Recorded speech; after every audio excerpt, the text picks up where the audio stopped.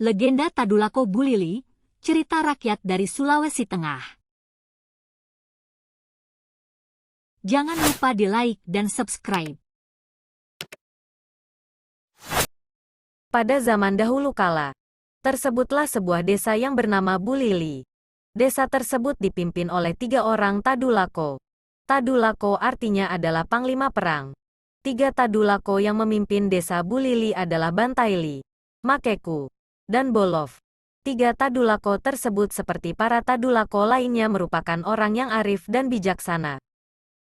Mereka tidak hanya ahli dalam berperang tapi juga mampu memberikan solusi bagi warganya yang sedang mengalami kesulitan. Di desa Bulili tersebut tinggallah seorang gadis yang sangat jelita. Gadis tersebut bernama Moro. Kecantikan Moro terkenal hingga ke pelosok negeri, kecantikan Moro terdengar hingga ke istana Raja Sigi. Raja Sigi segera mengirim utusannya menemui ayah Moro untuk melamar. Maafkan kami, tuan-tuan. Kami belum bisa memutuskan mengenai masalah lamaran ini. Mohon tuan-tuan menunggu kami berunding dahulu dengan para Tadulako. Baiklah, kami menghargai adat yang berlaku di desa ini.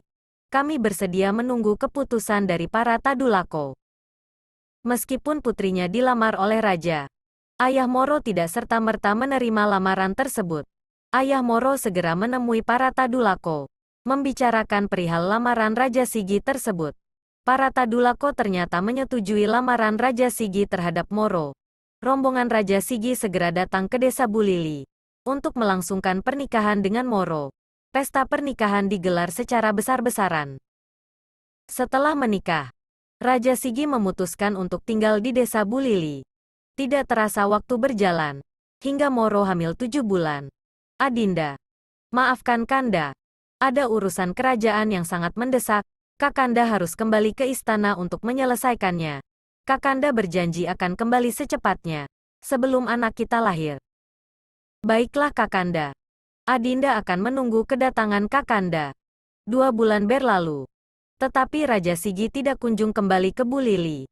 Usia kandungan Moro semakin besar. Dan akhirnya lahirlah seorang bayi laki-laki.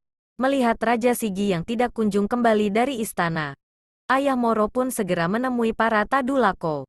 Para Tadulako memutuskan menemui Raja Sigi. Tadulako Bantaili dan Tadulako Makeku yang mendapatkan tugas tersebut. Tadulako Bantaili dan Makeku segera berangkat ke istana Raja Sigi. Namun, bukannya sambutan ramah yang mereka terima. Hei kalian berdua, ada apa datang ke sini? Maaf yang mulia Raja Sigi.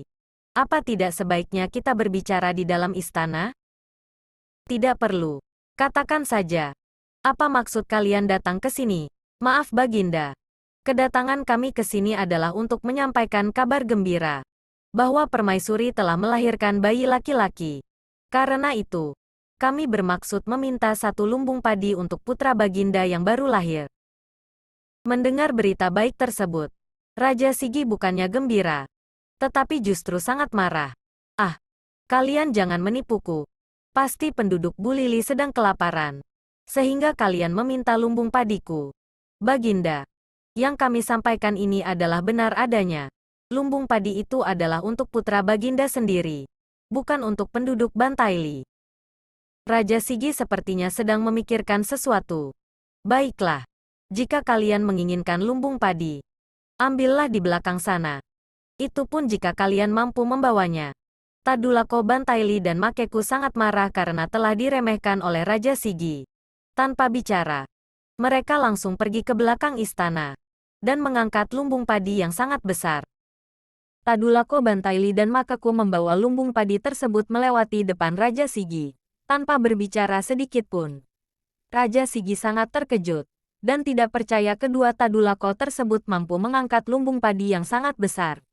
Menyadari lumbung padinya dibawa lari, Raja Sigi segera memerintahkan para prajuritnya mengejar kedua Tadulako tersebut. Para prajurit istana segera mengejar kedua Tadulako tersebut. Tadulako Bantaili dan Makeku berlari kencang sambil membawa lumbung padi. Para prajurit istana mengejar di belakangnya. Meskipun membawa lumbung padi yang sangat besar, tapi pergerakan kedua Tadulako tersebut sangat gesit. Para prajurit kesulitan mengejarnya. Para prajurit istana kemudian melepaskan anak panah ke arah kedua Tadulako tersebut. Anehnya, meskipun ratusan anak panah menyerbu, tapi tak ada satupun yang bisa mengenai kedua Tadulako tersebut. Hingga akhirnya, sebuah sungai besar berada di depan Tadulako Bantaili, dan kedua Tadulako tersebut bukannya berhenti, tetapi malah melompati sungai besar itu sambil membawa lumbung padi. Para prajurit terheran-heran melihat kedua Tadulako itu mampu melompati sungai yang besar, sambil membawa lumbung padi yang besar. Para prajurit berusaha menyeberangi sungai tersebut. Tiba-tiba, puluhan ekor buaya yang sangat besar muncul. Para prajurit ketakutan dan lari tunggang langgang kembali ke istana. Tadulako Bantaili dan Makeku berhasil membawa lumbung padi itu ke Bulili dan meletakkannya di samping rumah Moro. Terima kasih sudah menonton, semoga terhibur.